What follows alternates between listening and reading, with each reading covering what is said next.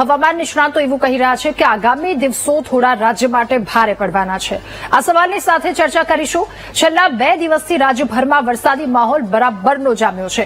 પહેલા જ સેશનમાં મેઘરાજાએ ધમાકેદાર શરૂઆત કરી, જેને લીધે સૌરાષ્ટ્રમાં જળબંબાકારની સ્થિતિ થઈ। બોટાદના એ દ્રશ્યો જોયા, એ અમરેલીના દ્રશ્યો જોયા, એ ભાવનગરની પરિસ્થિતિ જોઈ, એટલે ચારેય તરફ જળબંબાકાર, રસ્તાઓ જળમગ્ન થયા। ભારે વરસાદના કારણે ગુજરાતના ઘણા વિસ્તારો કે જે પાણીમાં ગરકાવ થયા। ઘણી જગ્યાએ વરસાદના કારણે જનજીવન પણ અસ્તવ્યસ્ત થયું। ત્યારે આગામી 6 દિવસ ભારે વરસાદની આગાહી સામે આવી છે। હવામાન વિભાગની તાજેતરની આગાહી મુજબ આજે નવસારી, વલસાડ, ડાંગ, દમણ અને દાદરાનગર હવેલીમાં અત્યંત ભારે વરસાદની તેમણે શક્યતા વ્યક્ત કરી હતી। ત્યાં રેડ એલર્ટ પણ આવતીકાલ માટે આપવામાં આવ્યું છે। સાથે દાહોદ, મહીસાગર, ભરૂચ, સુરત અને તાપી જિલ્લામાં ભારેથી અતિભારે વરસાદની સંભાવના હોવાથી ઓરેન્જ એલર્ટ જારી કરવામાં આવ્યું। અને યલો એલર્ટ વિશે વાત કરીશું તો અમદાવાદ છે, ગાંધીનગર, અરવલ્લી, આણંદ, પંચમહાલ, વડોદરા, છોટાઉદેપુર, નર્મદા, બોટાદ, અમરેલી, ભાવનગર, ગીર સોમનાથ અને દીવ આ જગ્યા પર યલો એલર્ટ આપવામાં આવ્યું છે। અલગ અલગ જગ્યા પરની અલગ અલગ આ સ્થિતિ। ચોમાસામાં આ પ્રથમ વરસાદે જ રાજ્યમાં ડેમોની સ્થિતિમાં પણ નોંધપાત્ર સુધારો થયો છે। હાલમાં 11 જેટલા ડેમ કે જે હાઈ એલર્ટ પર છે, સાથે 13 જેટલા ડેમ એલર્ટ પર મૂકવામાં આવ્યા છે અને 10 જેટલા ડેમને વોર્નિંગ પર મૂકવામાં આવ્યા છે। સાથે આસપાસ જેટલા નીચાણવાળા વિસ્તારો, ગ્રામીણ વિસ્તારમાં લોકો રહી રહ્યા છે, એમને સતર્ક રહેવા માટે તંત્ર દ્વારા સૂચના આપવામાં આવી છે। સાથે હવામાન વિભાગની સૂચનાનું પાલન કરવા માટે પણ અપીલ કરાઈ છે। ત્યારે અહીંયા સવાલ થઈ રહ્યો છે કે ગુજરાતમાં અત્યારની પરિસ્થિતિ આવી, મેઘરાજાએ ધમાકેદાર એન્ટ્રી કરી છે, તો પછી આગામી દિવસોમાં ગુજરાતમાં પરિસ્થિતિ શું રહેવાની છે? શું અત્યંત ભારે વરસાદ છે? ક્યાં યલો એલર્ટ, ક્યાં રેડ એલર્ટ આપવામાં આવ્યું છે અને ક્યાં ઓરેન્જ એલર્ટ આપવામાં આવ્યું છે? ક્યાં ભારે વરસાદ વરસવાનો છે? ક્યાંના ખેડૂતો માટે આ સારા સમાચાર અને ક્યાંના લોકોએ ખાસ વધારે તકેદારી રાખવાની ખૂબ વધારે આવશ્યકતા છે? આ તમામ મુદ્દા, તમામ સવાલના જવાબ મેળવીશું આ મહામંથનના બીજા મુદ્દામાં।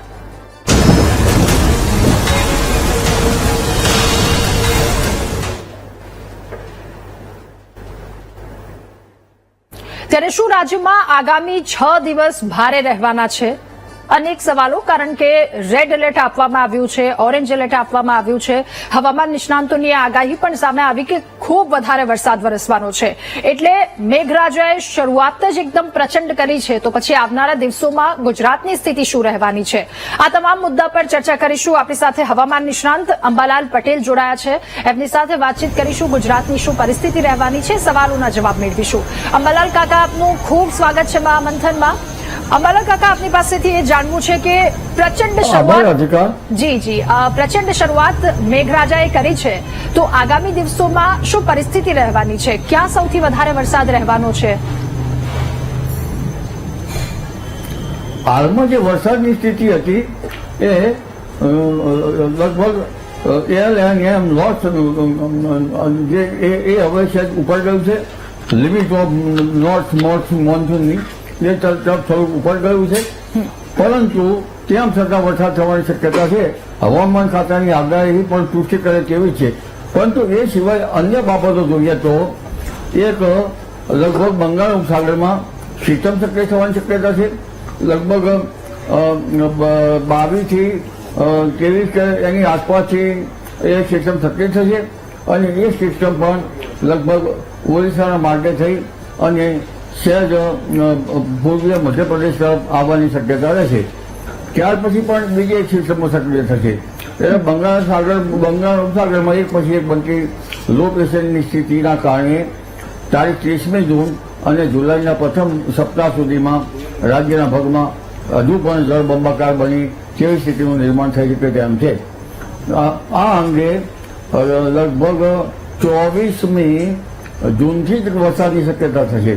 21, 22, 23 જૂનમાં દરમિયાન છૂટો છવાયો વરસાદ થશે અને લગભગ 22મી જૂન આસપાસ આગ્રા નક્ષત્રમાં જે વરસાદ થાય છે, વરસાદનું પાણી સારું ગણાય છે। પણ આ સિસ્ટમના કારણે 24મી જૂનથી લગભગ સારા વરસાદની શક્યતા થશે। કેટલાક ભાગમાં ભારે વરસાદ થવાની શક્યતા રહેશે। 26 જૂનથી 30મી જૂન વચ્ચે દક્ષિણ ગુજરાતના નવસારી, સુરત, ભરૂચ વગેરે ભાગોમાં ભારેથી અતિભારે વરસાદ થવાની શક્યતા રહેશે। ત્યાં ફ્લડિંગ કન્ડિશન થવાની શક્યતા રહેશે। આ ઉપરાંત પૂર્વીય મધ્યપ્રદેશના ભાગો, પંચમહાલના ભાગો, મહીસાગરના ભાગો, આમાં પણ ભારેથી અતિભારે વરસાદ થવાની શક્યતા રહેશે. વડોદરાના ભાગોમાં ભારેથી અતિભારે વરસાદ થવાની શક્યતા રહેશે. ઉપરાંત આ સિસ્ટમ લગભગ પૂર્વ ભારતના ઉત્તર ભારત તરફ થોડીક વધુ પ્રભાવી હતા. રાજસ્થાનના સરહદના ભાગોમાં પણ ભારે વરસાદ થવાની શક્યતા રહેશે. ઉત્તર ગુજરાતના ભાગોમાં ભારે વરસાદ થવાની શક્યતા રહેશે. અને લગભગ સાબરકાંઠાના ભાગોમાં અને બનાસકાંઠાના ભાગોમાં ભારે વરસાદ થવાની શક્યતા રહેશે. ઉલ્લેખનીય છે કે હજુ બનાસકાંઠાના કેટલાક ભાગોમાં સારા વરસાદના વાવર નથી.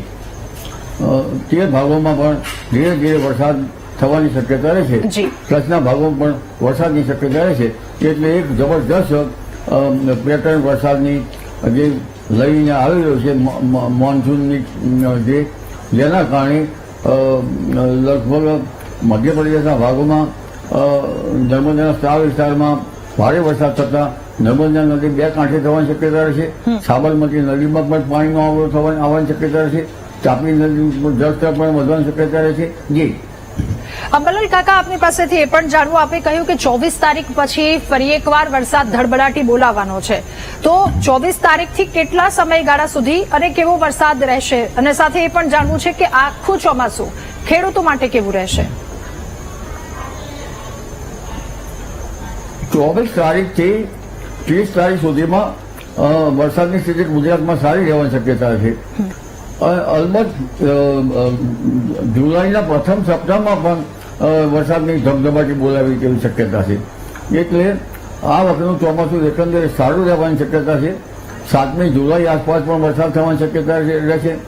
19-20 જુલાઈ આસપાસ પણ ઉત્તર ભારતના ભાગોમાં ભારે વરસાદ થવાની શક્યતા રહેશે. ત્યારે 30-31 જુલાઈમાં પણ પવન સાથે વરસાદ થવાની શક્યતા રહેશે. હજુ ઉલ્લેખનીય છે કે આ વખતે ઓગસ્ટમાં કંઈક વરસાદ ઓછો રહેશે. સપ્ટેમ્બરમાં ફરી પુનઃ વરસાદ થવાની શક્યતા રહેશે ભિન્ન ભાગોમાં. 30મી ઓગસ્ટે વરસાદ થશે અને વરસાદની સ્થિતિ લગભગ 27મી સપ્ટેમ્બરથી 5મી ઓક્ટોબર વચ્ચે ઘણા ભાગોમાં ગાજવી સાથે થવાની શક્યતા રહેશે. અને 17મી ઓક્ટોબરે દરિયા કિનારે ભારે પવન ફૂંકાવાની શક્યતા રહેશે. જી ઓકે, તો આ ચોમાસું ખેડૂતો માટે કેવું રહેશે? ગત ચોમાસા જેવું કે પછી એનાથી વધારે વરસાદ આવશે? વાવણી બધી જ વસ્તુ ઓગસ્ટ માસમાં કંઈક વરસાદ મધ્યમ રહેવાની શક્યતા છે. ઓકે, બાકી ખેડૂતો માટે ચોમાસું સારું રહેવાની શક્યતા છે.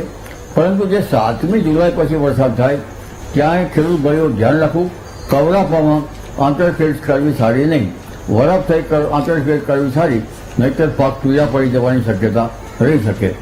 આ ઉપરાંત 2 થી 8 ઓગસ્ટમાં જે વરસાદ થવાનો છે એ દરમિયાન પણ લગભગ કવરાપામાં આંતરખેડ કરવી સારી નહીં. અને આ વખતનું પાણી જોરાવર છે, પરંતુ વરાપ થઈ જ વાવેતર કરવું સારું. અત્યારે 21 જૂનનું પાણી સારું રહી શકે છે. એટલે હવે ધીરે ધીરે ચોમાસું સારું સેચ્યુરેટેડ થશે. જુલાઈ માસ તો આમે સેચ્યુરેટેડ હોય છે. આ અષાઢી પાંચમની વીજળી થવાની શક્યતા છે. બીજના દિવસે અષાઢી બીજના દિવસે પણ ક્યાંક કેટલાક ભાગમાં વરસાદ થવાની શક્યતા છે. 26 જુલાઈ પછી દેશના કેટલાક ભાગમાં ભારેથી અતિભારે વરસાદ થવાની શક્યતા રહે છે. જી છેલ્લા કેટલાક સમયમાં એવું કેમ થયું છે? પહેલા આપણે સાંભળતા હતા કે દક્ષિણ ગુજરાત છે ત્યાં ખૂબ વધારે વરસાદ, બારેને ખાંગા થતા હોય એવી સ્થિતિ. હવે આ સ્થિતિ સૌરાષ્ટ્રમાં પણ કેમ સર્જાઈ રહી છે? ગત વખતની વાત કરીએ તો ઘેડ પંથક, આ વખતે ભાવનગર, અમરેલી, આ બધા જ વિસ્તારોની આ સ્થિતિ છે. તો આપને પાછળનું કારણ શું લાગે છે? અરબ સાગર સક્રિય રહ્યો અને જે પૂર્વ આફ્રિકામાંથી વિન્ડની પેટર્ન સક્રિય રહી. હમણાં તો જે વિન્ડની પેટર્ન સીધી જ પૂર્વ ભારત તરફ જઈ રહી છે, 2 કિલોમીટર ઊંચાઈના વિન્ડની. એટલે આ વિન્ડ પેટર્ન સરખી રહી અને અરબ સાગરમાં એક પછી લો પ્રેશર બન્યા. અને આ લો પ્રેશરો જે છે એ ભૂભાગ ઉપર અને દરિયામાં સંતાર ફૂંકડી રમતા હતા. અને એ ધીરે ધીરે સુરતમાં થઈ અને દક્ષિણ સૌરાષ્ટ્રના ભાગોમાં આવ્યા. એટલે અને ક્યારેક પશ્ચિમ સૌરાષ્ટ્ર પણ આવ્યા. એટલે આ અરબી સમુદ્રના બનતા લો પ્રેશરો જે છે એ નિરંતર ચોમાસાના બદલે લો પ્રેશરના લીધે વરસાદ આવે છે. નિરંતર ચોમાસું જે આવવું જોઈએ એ ચોમાસું આવતું નથી. અને દેશની અંદર કેટલા લો પ્રેશર બને છે, ક્યારેક દરિયામાં લો પ્રેશર બને છે. આ બેની સમતુલતાના કારણે વરસાદ થાય છે. નહીં કે ગંગા જમનાના મેદાનો ટપવા જોઈએ અને ત્યારબાદ પૂર્વ આફ્રિકાથી માંડી દક્ષિણ ચીન સુધીના જે વરસાદી જે સિસ્ટમ બને ત્યાં સુધીની સિસ્ટમ જે નિરંતર ચોમાસાની હોય છે તે હોવી જોઈએ. તેના બદલે એક સ્પેલ આવે છે તો થોડા દિવસમાં વરસી જાય છે, એક બે દિવસ ત્યારબાદ હળવું થઈ જાય છે. બીજું સ્પેલ આવે છે તો દેશના કેટલાક ભાગ વરસાદ થાય છે, કેટલાક ભાગ વરસાદથી વંચિત રહી ગયા છે. ઉત્તર ભારતના કેટલાક ભાગોમાં વરસાદથી વંચિત છે. માત્ર ગુજરાતમાં સારો વરસાદ થઈ ગયો છે અને ગુજરાતમાં પણ બધે સરખો વરસાદ થયો હોય એવું કેટલાકમાં વાવડ આવે છે એના પરથી મને જાણે છે. જી ઓકે, તો આગામી દિવસોમાં જે રીતે અત્યારે ભાવનગરની સ્થિતિ છે, અમરેલીની છે, તો આગામી દિવસોમાં અન્ય કોઈ એવા વિસ્તારો કે જ્યાં પૂર જેવી પરિસ્થિતિ આવીને ઉભી રહી જાય? દક્ષિણ ગુજરાતની પરિસ્થિતિ વિકટ બની શકે છે, પૂર્વ ગુજરાતની પરિસ્થિતિ વિકટ બની શકવાની શક્યતા રહે છે અને વડોદરાના કેટલાક ભાગમાં પણ ભારે અતિવાર વરસાદ થવાની શક્યતા રહે છે. એટલે આગામી જે દિવસો જે છે એમાં પણ લગભગ સચરાચર ભારે વરસાદ થવાની શક્યતા રહે છે. ઉત્તર ગુજરાતના ભાગોમાં જ્યાં વરસાદ ઓછો છે ત્યાં પણ લગભગ ભારે વરસાદ થવાની શક્યતા રહે છે અને પૂર્વ ગુજરાતમાં તો ભારે વરસાદ, પૂર્વ ગુજરાતમાં તો બારે મેઘ ખાગા થવાની શક્યતા ગણી શકાય. જી ઓકે, અંબાલાલ કાકા, આપનો ખૂબ આભાર મહામંથનમાં અમારી સાથે જોડાવા બદલ. આ તમામ સવાલોના જવાબ આપે આપ્યા, ખેડૂતોને લઈને પણ, પછી કયા વિસ્તારમાં કયા પ્રકારની પરિસ્થિતિ રહેવાની છે. ત્યારે આગામી 6 દિવસ અતિ ભારે વરસાદ રહેશે તેવી હવામાન નિષ્ણાંત દ્વારા આગાહી વ્યક્ત કરવામાં આવી છે. અંબાલાલ કાકાના કહેવા અનુસાર ફરી એકવાર રાઉન્ડ શરૂ થવાનો છે 24 તારીખથી અને એ 30 તારીખ સુધી આસપાસનો એ સમયગાળો રહેવાનો છે. એટલે આવનારા દિવસમાં વધુ વરસાદ છે આ તમામ જગ્યા પર. તો